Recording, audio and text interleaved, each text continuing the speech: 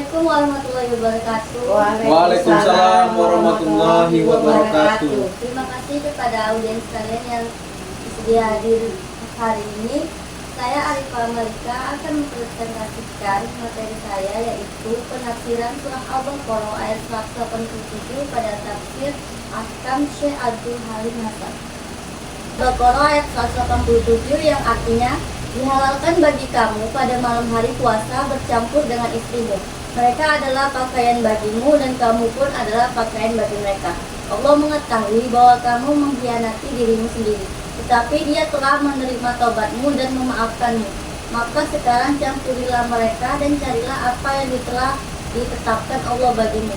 Makan dan minumlah hingga jelas bagimu perbedaan antara benang putih dan benang hitam, yaitu fajar. Kemudian sempurnakanlah puasa sampai datang malam. Tetapi jangan kamu campuri mereka ketika kamu beriktikaf di masjid. Itulah batas-batas ketentuan Allah, maka janganlah kamu mendekatinya. Demikian Allah menerangkan ayat-ayat kepada manusia agar mereka bertakwa.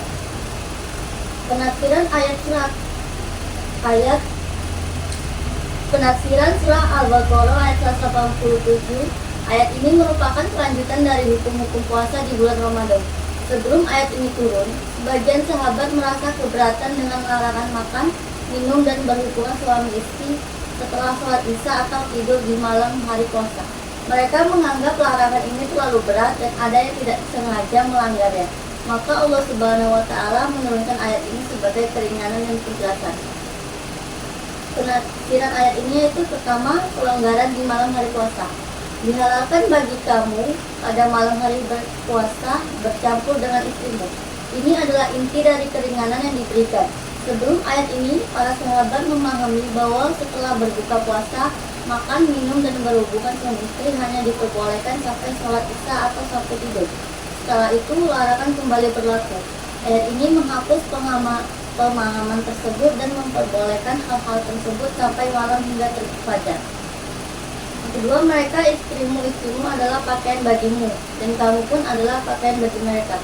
Ini adalah perumpamaan yang sangat indah dan mendalam. Pakaian di sini melambangkan beberapa makna. Yang pertama, pelindung dan penutup. Pakaian melindungi tubuh dari panas dan dingin serta menutupi aurat.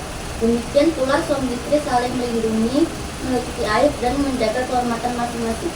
Dua, kenyamanan dan kedekatan. Pakaian adalah sesuatu yang sangat dekat dengan tubuh dan memberikan kenyamanan. Hubungan suami istri harusnya memberikan kedamaian, ketenangan, dan kenyamanan satu sama lain. Ketiga, kesesuaian dan keserasian. Pakaian yang cocok akan membuat pemakainya terlihat serasi. Suami istri juga seharusnya saling melengkapi dan menyempurnakan. Yang keempat, keindahan dan perhiasan. Pakaian juga berfungsi sebagai perhiasan suami istri, saling memperindah dan mempercantik kehidupan satu sama lain. Perumpamaan ini menekankan hubungan intim dan saling ketergantungan antara suami istri dan serta pentingnya menjaga kehormatan dan rahasia satu sama lain. Pengampunan atas kehilapan sebelumnya. Allah mengetahui bahwa kamu mengkhianati dirimu sendiri, tetapi Dia telah menerima taubatmu dan memaafkannya. Bagian ini menunjukkan kasih sayang Allah Subhanahu wa Ta'ala. Mengkhianati dirimu sendiri merujuk pada perbuatan sebagian sahabat yang tidak sengaja melanggar aturan yang mereka pahami sebelumnya, yaitu larangan setelah isya atau tidur. Allah Maha mengetahui kelemahan manusia dan keinginan mereka yang fitrah. Karena itu, Dia menerima taubat mereka dan mengampuni kehilapan tersebut. Ini juga mengajarkan bahwa Allah menerima taubat hambanya yang menyesal atas kesalahannya. Ketetapan baru mengenai malam Ramadan. Maka sekarang campurilah mereka dan carilah apa yang telah ditetapkan Allah bagimu. Setelah keringanan diberikan dan pengampunan diterima, Allah mengizinkan untuk berhubungan suami istri di malam hari Ramadan. Carilah apa yang telah ditetapkan Allah bagimu. Dapat ditafsirkan sebagai mencari keturunan atau anak melalui hubungan yang sah dan merupakan salah satu tujuan pernikahan. Makan dan minumlah hingga jelas bagimu perbedaan antara benang putih dan benang hitam, yaitu fajar. Ini menjelaskan batas waktu sahur. Benang putih adalah cahaya fajar yang mulai menyebar di ufuk timur dan benang hitam adalah kegelapan malam yang perlahan sirna. Jadi makan dan minum sahur diperbolehkan hingga terbit fajar. Kemudian Kemudian sempurnakanlah puasa sampai datang malam. Ini menegaskan bahwa puasa dimulai dari terbit fajar hingga terbenam matahari atau batas waktu maghrib. Larangan berhubungan suami istri saat iktikaf. Tetapi jangan kamu campuri mereka ketika kamu beriktikaf di masjid. Ayat ini memberikan pengecualian terhadap kebolehan berhubungan suami istri di malam hari puasa, yaitu ketika seseorang sedang beriktikaf atau berdiam diri di masjid dengan niat mendekatkan diri kepada Allah. Iktikaf adalah ibadah yang menuntut kekhusyukan dan pemutusan sementara dari urusan duniawi, termasuk hubungan suami istri. Oleh karena itu, larangan ini untuk menjaga kesucian dan tujuan ibadah iktikaf. Batasan-batasan Allah dan hikmahnya, itulah batas-batas ketentuan Allah, maka janganlah kamu mendekatinya. Ayat ini menegaskan bahwa semua hukum dan ketentuan yang Allah turunkan adalah batas-batas yang tidak boleh dilampaui.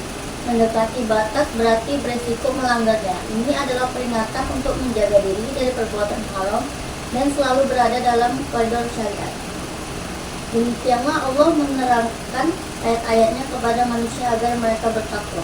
Hikmah dibalik semua penjelasan dan keringanan ini adalah agar manusia mencapai derajat takwa dengan memahami dan mengamalkan hukum-hukum Allah serta menjauhi larangannya.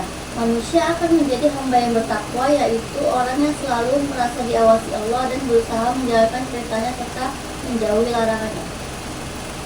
Surat Al-Baqarah ayat 187 memberikan keringanan yang besar dalam pelaksanaan ibadah puasa, yaitu memperkenalkan minum dan berhubungan suami istri sepanjang malam di bulan Ramadan hingga terbit fajar. Ayat ini juga mengandung perumpamaan indah tentang hubungan suami istri sebagai pakaian, menunjukkan kelembutan dan kasih sayang Allah dalam pengampunan kehilapan hambanya, menetapkan batas waktu sahur dan berbuka, serta melarang hubungan suami istri saat berkumpul. Semua hukum ini diturunkan agar manusia memahami batasan-batasan Allah dan mencapai derajat takwa. Demikianlah presentasi dari saya. Jika ada yang ingin bertanya, saya persilakan. Ibu bertanya, Ya, silakan. mengapa ada larangan khusus untuk berhubungan suami istri saat iktikaf di masjid? Padahal di malam hari puasa hal itu dihalalkan. Apa kaitan larangan ini dengan tujuan ibadah iktikaf? Menjawab, iktikaf adalah ibadah berdiam diri di masjid dengan niat khusus untuk mendekatkan diri kepada Allah Subhanahu wa Ta'ala. Tujuan dari ibadah ini adalah memutus sementara hubungan dengan urusan duniawi, fokus sepenuhnya pada ibadah, mencari malam Lailatul Qadar, dan menyucikan diri dan hati. Sedangkan hubungan suami istri, meskipun halal dan merupakan bagian dari fitrah manusia, serta ibadah dalam pernikahan, adalah aktivitas yang sangat duniawi dan melibatkan syahwat. Jika hal ini diizinkan selama iktikaf, maka akan terjadi beberapa konflik. Jawaban konfliknya. Terima. Ada lagi yang bertanya? Izin bertanya. Ya, silakan. Di sini saya akan bertanya tentang batasan waktu.